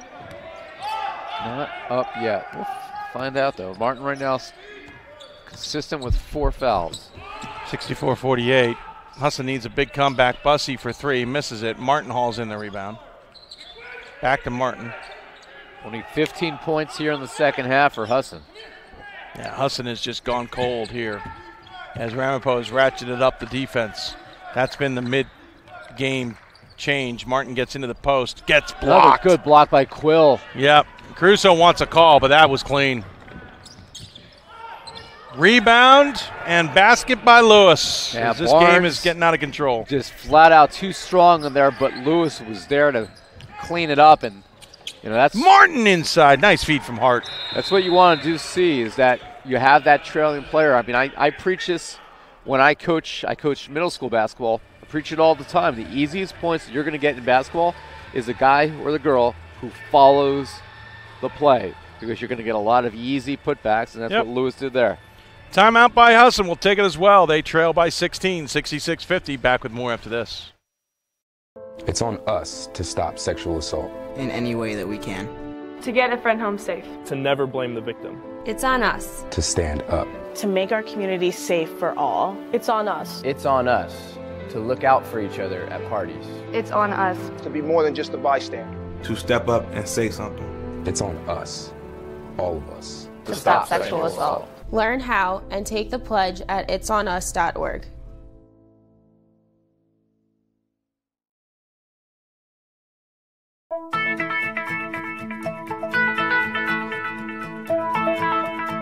College has given me the flexibility to pursue my passions and my interests, and I've recreated my identity for myself aside from just being an athlete. My greatest personal discovery has been that I am capable of doing things that I didn't know I was capable of doing. To be able to study what I wanted to and continue to play the sport I love, all of those things came together very nicely in one package in Division III. Welcome back as we get ready to come out of the timeout. Husson has 3 timeouts remaining. They trail 66-50 in this one. Actually, they say they've got 1 timeout remaining in totality. We must have missed a few. Feed inside. Reverse layup is good as Ramapo extends out to 18. The shot made by Bryant Quill, the Pottstown, Pennsylvania native. I'm Dave McKeel alongside Ira Thor. It will stay here on the ball out of bounds. Coming up next, Hopkins, Platteville. Game 5 of 6. We'll have then the finale coming up at 8 o'clock local, 11 o'clock on the East Coast. Bossy step back 3. Good. Bossy's hit a few from out there. Keeping Husson at least close. They're extending now with the defense, trying to get a steal. And they get it. 3-on-1 as they hurry. Thompson gets it to fall. And 5 quick points here for the Eagles, but they fell into such a deep hole that while it's still doable, 13 points is a lot of ground to make up, Dave, here with under 5 to play. Although. And Ramapo coughs it up again. How soon till McBreen calls timeout? He is angry with his squad. Yeah, he is livid right now. The basic principle in college basketball: protect the ball. Yeah, absolutely. And they failed to do that 3 times in a row. See if Husson can take advantage and cut this deficit to within a little bit more manageable a number. Bussey is fouled by Barnes, who got just a little too close. Barnes, Thomas, Thompson, Martin, and Kaiser on the floor for the Eagles. It is Battle, Lewis, Barnes, McWilliams, and Quill on the floor for the Roadrunners. And Bussey to the free throw line here, trailing by 13. Make it 12. Key free throw there. I say Ramapo hasn't called a timeout today, and they haven't. Whereas Husson has called 5 so far in this contest. Good. 2 free throws, and Chuck McBreen finally has seen enough as the lead has dwindled to 11. As Ramapo calls the TO, it is a full. We'll take it as well. You're watching the D3Hoops.com Classic here from Las Vegas. Receive a non-athletic scholarship upon entering school. I got the presidential scholarship, which was huge for me. I think there's more opportunities for academic scholarships in Division III. I did receive academic scholarships. Just being involved on campus, being a leader, all those things combined kind of get me recognized. It's a great experience for me.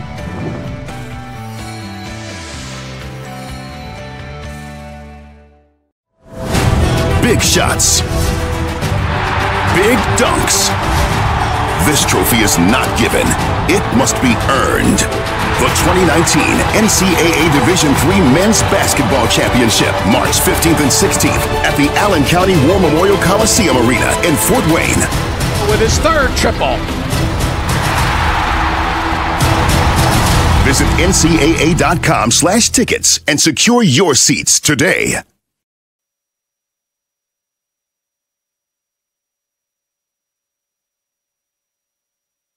Welcome back as we get ready. What are we getting ready for? Well, I got surprised by Chuck McBreen. Absolutely lighting into his players. Off that timeout, 68-57. They had a 18-point, or more than that, I think 18-point lead, down to 11 here. Certainly got ready Quick for that succession. emotion. Yeah. And close to that line. Getting out of it. Barnes now with possession. And a foul will be called on Thompson is what I'm trying to say. Ramapo in a year, no surprise to anybody who follows the program. They're 5-0 at home. They rarely lose at the Bradley Center. But a game like this is a good little test, being away from what really is a very friendly home facility. They will play Linfield on Saturday. I will miss that game. And then they begin a tough 3-game stretch. Linfield's going to be tough, by the way. Plain and simple. Linfield is going to be tough. Yeah. But the Roadrunners begin a very difficult 3-game stretch once the calendar changes to 2019. TC&J on the road on Saturday the 5th. They come to my place at NJCU on Wednesday the 9th. And then a host William Patterson on the 12th. Missed shot. Going to go the other way.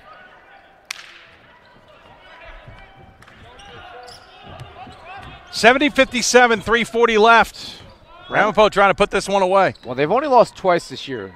They lost. The last loss was December 8th on the road. They lost a 3-point game at Rowan, 89-86. They lost 10 seconds on the shot clock. Euro step by Barnes doesn't fall. They also have a 20-point loss to Montclair State back in late November. Thompson for 3, buries it. And Warren Caruso calls his final timeout. Interesting, with 3:13 left, and Chuck McBreen's beside himself. We'll take it as well. D3Hoops.com Classic continues. Husson within 10. Could they come back? We'll find out when we come back. It starts right when you hit the court. You imagine your finest moment. The game-winning shot that gets you to the dance. A monster dunk or no-look pass. And cutting down the net. Sports lets us dream of our own success. And prepare us for our finest moments on and off the court.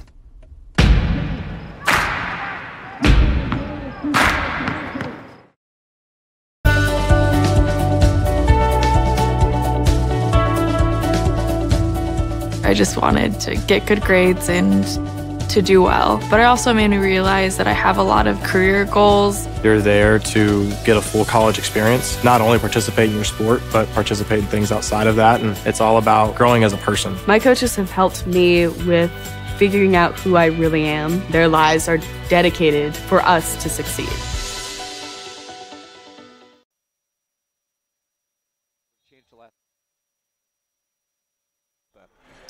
Welcome back. It is 70-60. Ramapo the lead with 3:10 remaining.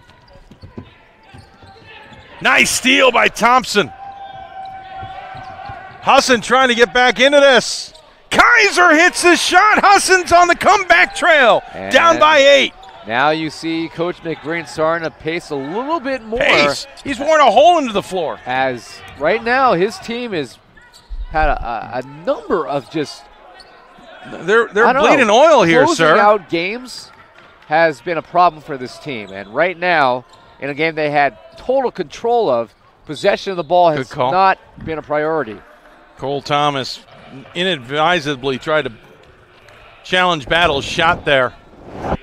Draws the foul. Battle will go to line here to shoot free throws. Battle came into the weekend 10 of 12 from the free throw line.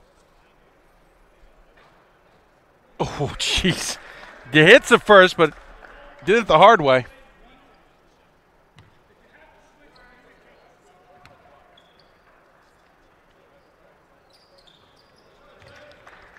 Hits the second as well.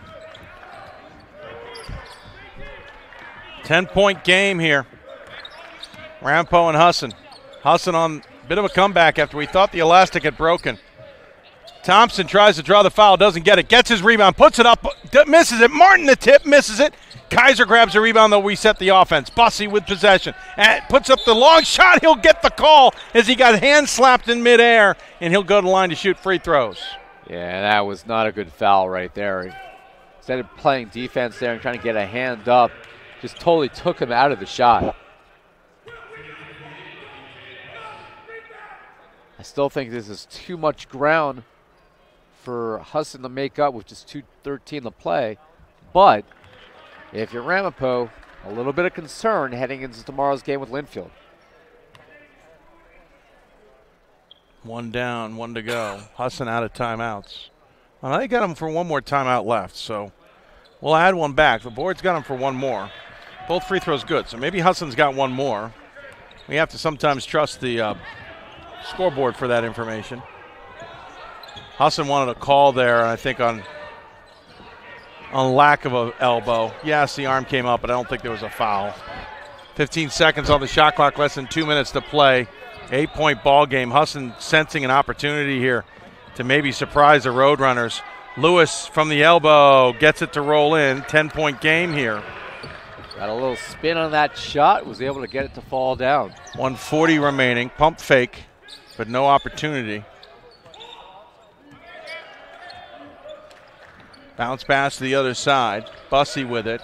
Double team comes, leaving Martin open. Three-pointer! Buries it! 7-point ball game. And now I believe Warren Caruso has called his final timeout. We will take it as well. 1:26 remaining. Back with more after this. The love of the game. But for those of us who are Division III student athletes, it's more than that. A lot more. Sure, the game is important. But as we work so hard to build both mind and body, it's more about team. That is why NCAA Division III teamed up with Special Olympics. And in giving the gift of sport to those for whom it seemed an impossible dream, we are working to make this a better world.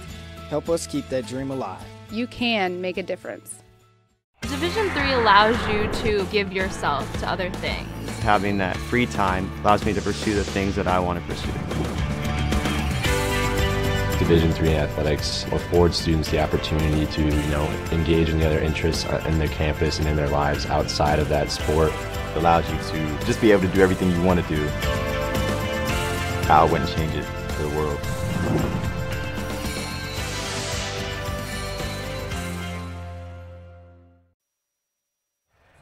Welcome back. Minute 26 remaining. Ramapo, who's led this game by 18, has had the lead evaporate. Husson, who has ratcheted up the defense, has gotten it to within 7. Ramapo with 5 timeouts remaining. Eagles with 0. Romano, Barnes, Lewis, and another steal as Bussey gets his hand in the passing lane.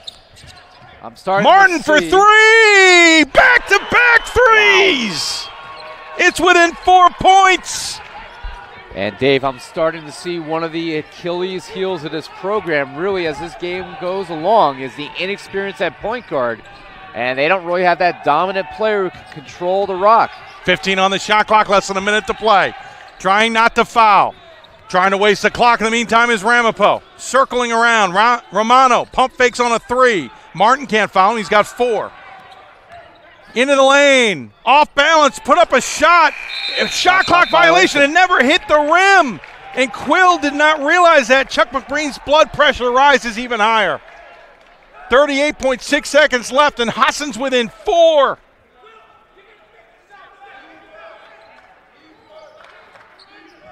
Husson picks it up near midcourt. No timeouts remaining. Martin, Kaiser.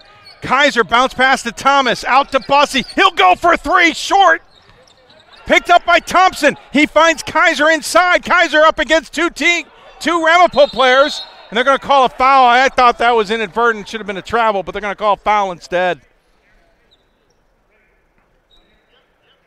Active hands there for the Eagles, able to get themselves multiple opportunities, but just couldn't get one to go down. And that's going to be Martin's 5th. A horribly timed foul. And again, I don't even think it was a foul. I think they just got tied up. Actually, it's on Bussey. Oh, no. I'm confused. Oh, here we go. Corey Kaiser he was the one who fouled out. He went over to say something to Chuck McBreen, then tried to sit down on the Ramapo bench. Chuck McBreen's on, your bench is over there. Good game by Kaiser. I think just an unfortunate 5th foul. Air ball on the first free throw. Yikes. Brian Quill, who was 2 for 2 from the free throws coming into today, left that one short.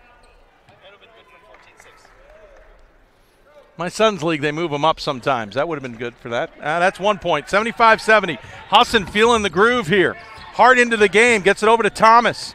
Over to Bussey. Bussey likes it from deep. He shoots. Forced it, but Thompson with the follow-up. Oh, that was a North Carolina State 82 type play. 75-72, trying to go for the steal. They'll foul instead. Thomas on Lewis. And I guess you got to foul somebody. You can go with Lewis, so he's an 80% free throw shooter. Did that remind you right there of the NC State Georgetown final play? Somewhat, yeah. It's Georgetown. 80s.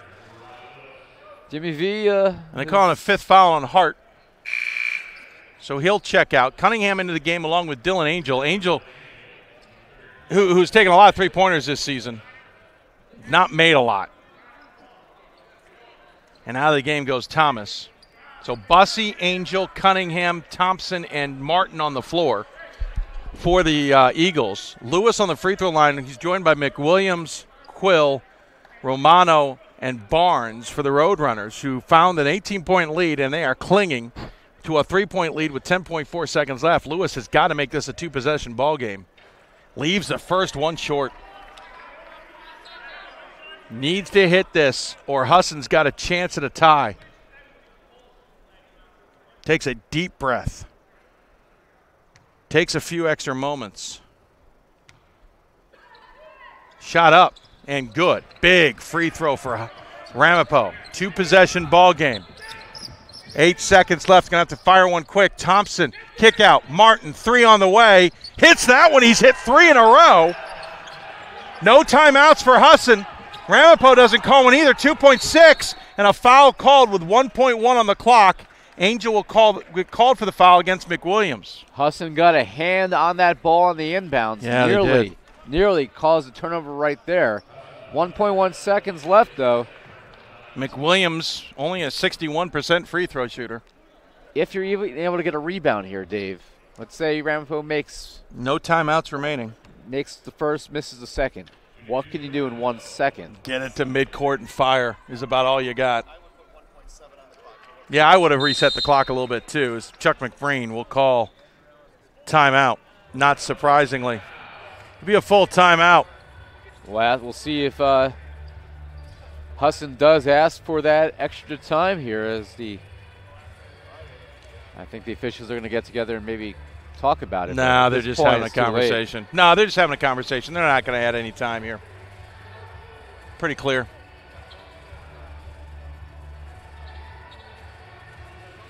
(76-75) in a game. Ramapo led by 18 points. About 6 or 7 minutes remaining in the half. We thought the elastic had broken on Husson. They have come storming back, have cut this to within 2, with free throws coming. Martin, with 3 straight three-pointers, along with a Bussy 3, have helped with this comeback.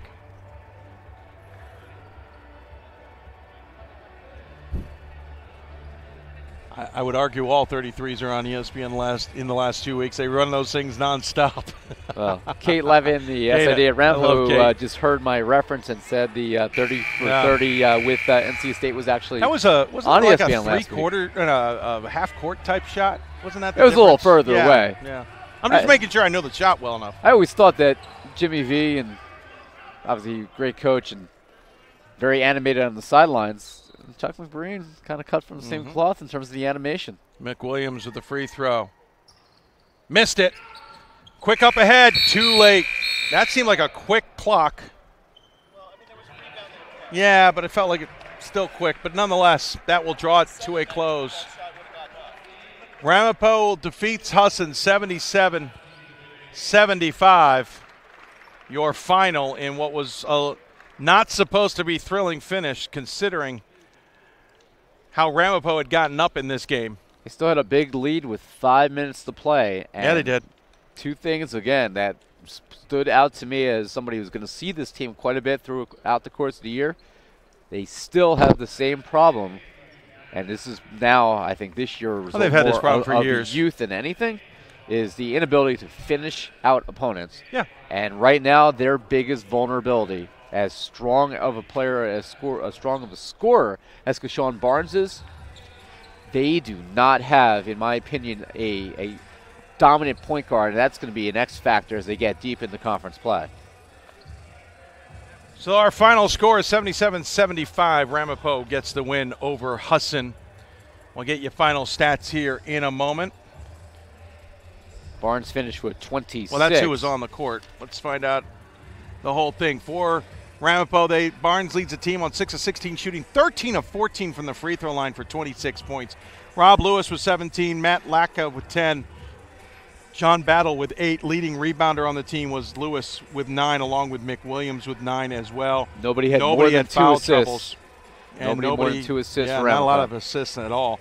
Justin Thompson led the way for the Eagles, 21 points on 8 of 13 shooting. Thompson was 3 of 4 from the free throw line, 2 of 4 from deep. Also had 5 rebounds to lead the team. DJ Bussy had 19 points. Justin Martin had 15, including 9 in the last couple of minutes, 3 of 7 deep.